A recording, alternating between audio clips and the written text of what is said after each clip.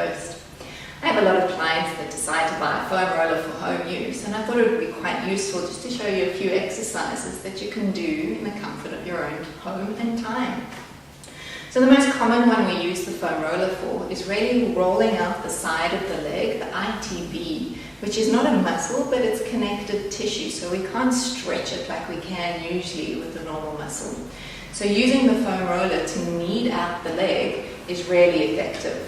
So I'm going to warn you, the first few times you do this, it might be a little bit sore, but if you continue with it over a few days and every day, you'll soon start to find a difference in the degree of temperature that comes out of your leg.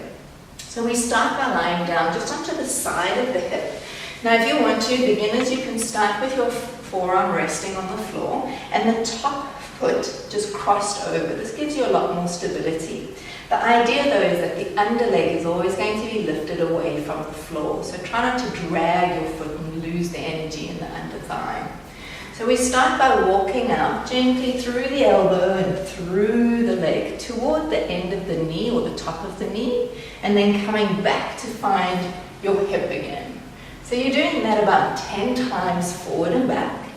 Your progressions can be first to come up onto the hand, so you've got a little bit more incline in the body, and sometimes that feels easier just because of the height of the triangle that you're making through the side.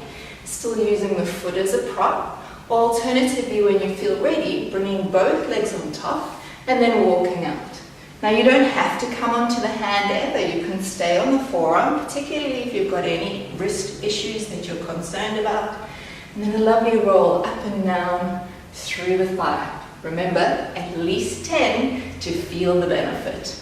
So once you've mastered the going up and down, a nice way to challenge the movement is to roll a little bit onto the front of the thigh and roll a little bit onto the back of the thigh. So now we're also incorporating some spinal movement as you go forward and back. You can also reverse that direction just to give you a little bit more through the movement. And remember how strong your upper body is getting in holding you in this position.